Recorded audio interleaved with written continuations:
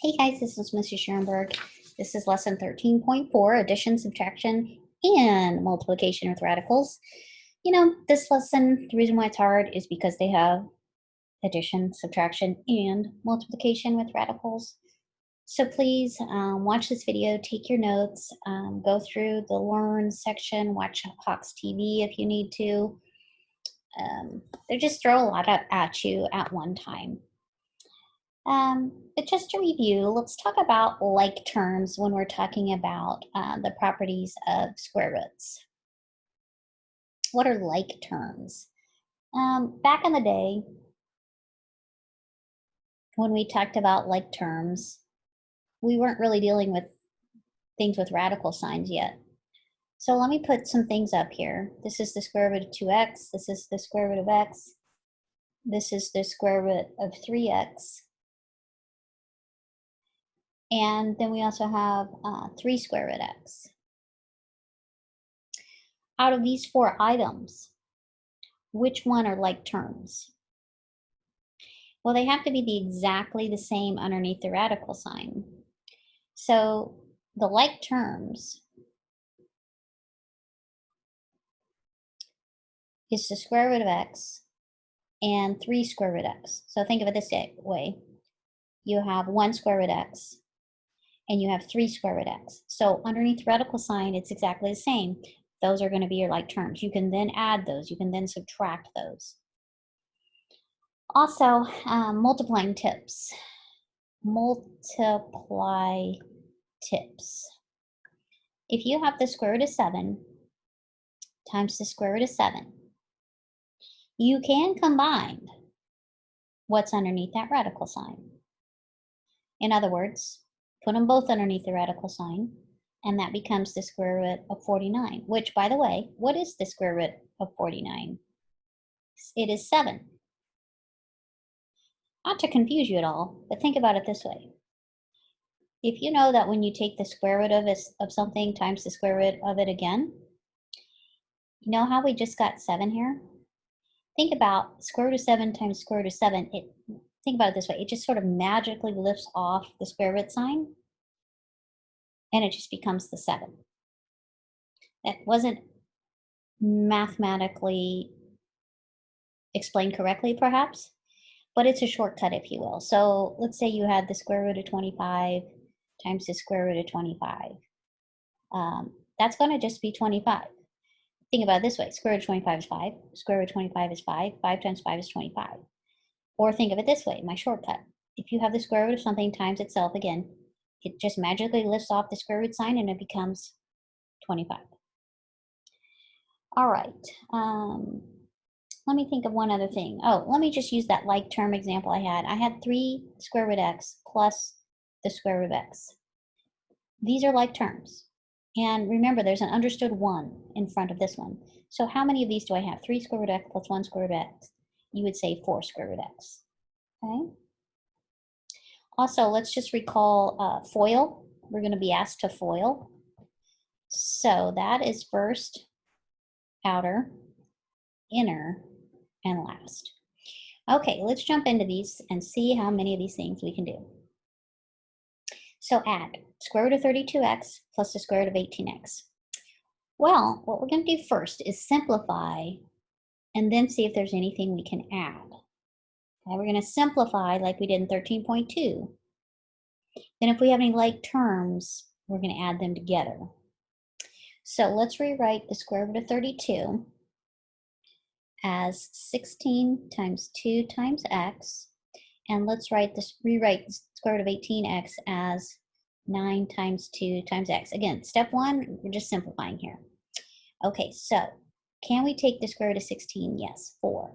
What's left? Can't do that, can't do that. So we have 4 times the square root of 2x plus, over here, we can take out a 3 and underneath 2x. So do you see that the square root of 4 square root of 2x and 3 square root of 2x, these are like terms. So the answer is 7 square root 2x. Okay, let's see what we can do here. Square root of 12, let's rewrite that as the square root of 4 times 3. Let's rewrite the square root of 18 as the square root of 9 times 2.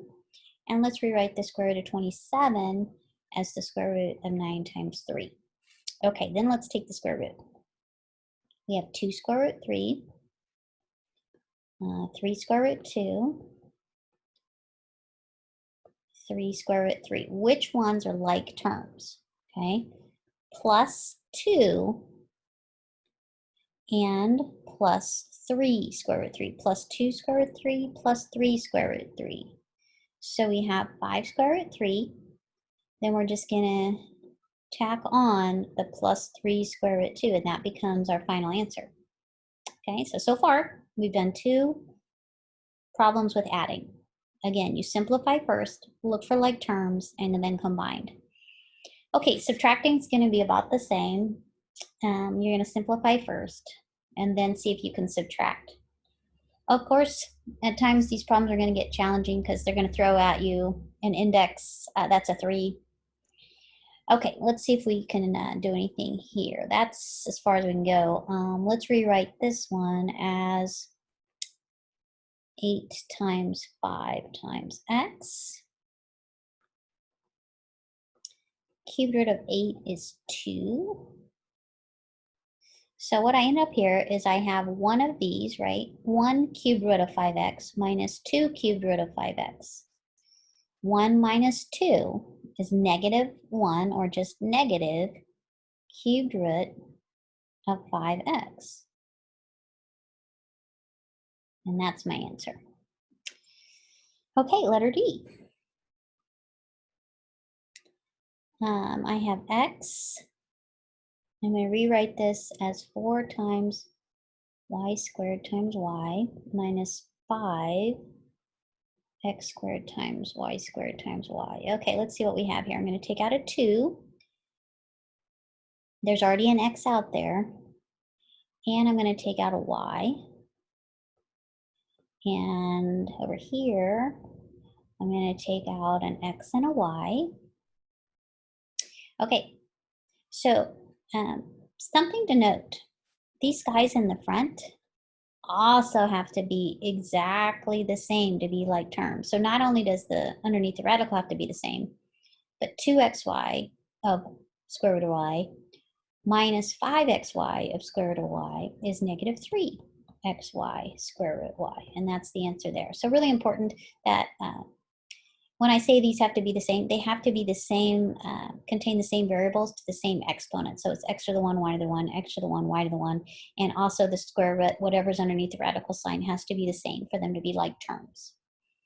All right. This one has addition and subtraction.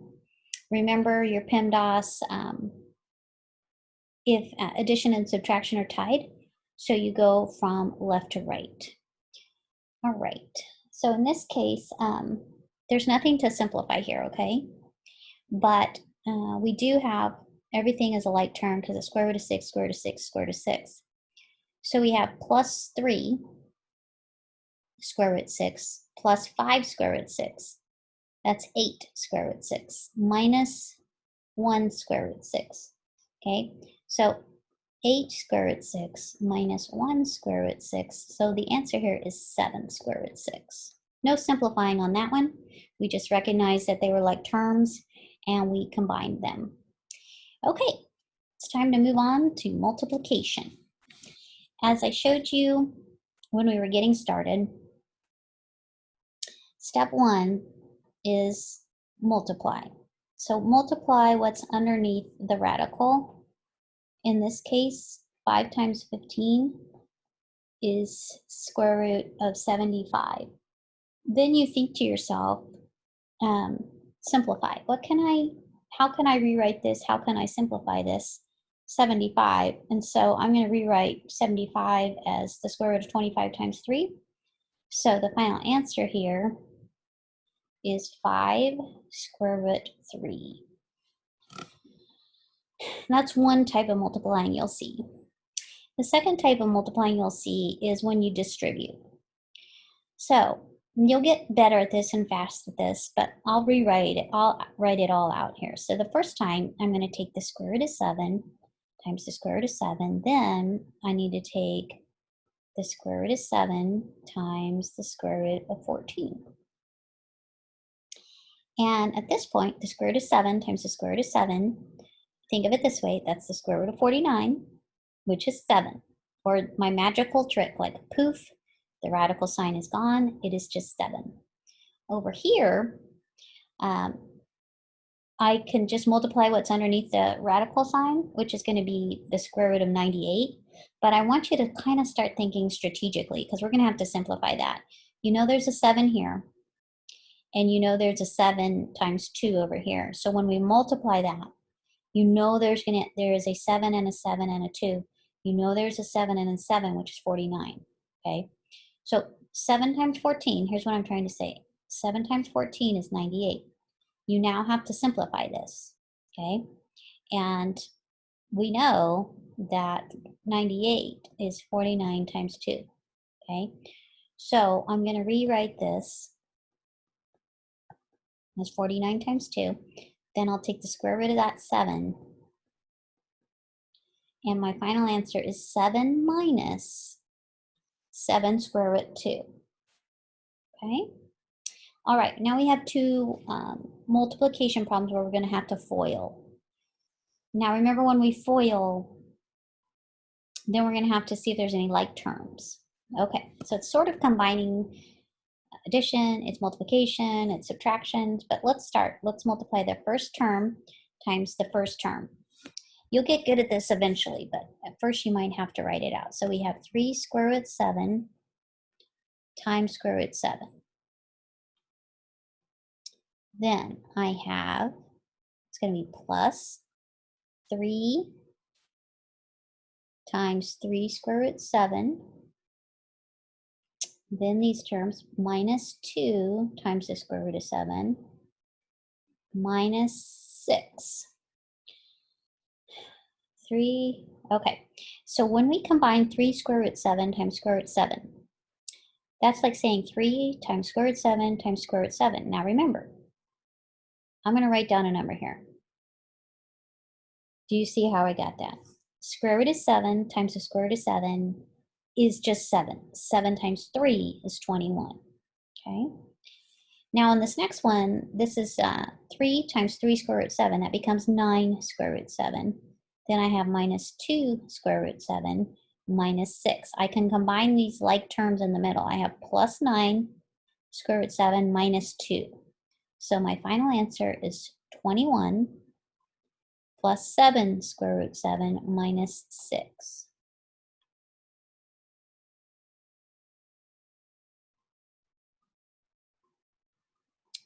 Good gracious, I forgot to do one last step. We got the 21 and the minus 6, don't we? Those are like terms as well. 21 minus 6 is 15 plus 7 square root 7. My bad. Forgot to combine my two constant numbers. Okay, finally, look at this one. I don't know if you remember this from last 5 weeks class, but these two terms are the same except for one thing. One is a plus, one is a minus. It's one of those special multiplications, and what's going to happen is our middle terms are going to cancel out. So just wait and see what happens here. But when you take the square root of 2x times the square root of 2x, that's our first terms. Then we have minus 5 square root of 2x. Then we have plus 5 square root of 2x. Then we have minus 25. So sure enough, these middle terms are going to cancel out because one was minus, one was plus.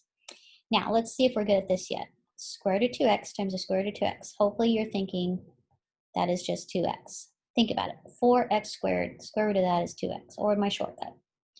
And then minus 25. That's the answer. All right. A couple more here. 1 minus the square root of 3x plus 4. Well, and that's all squared. So I'm going to write this whole thing out. It's just the same thing again.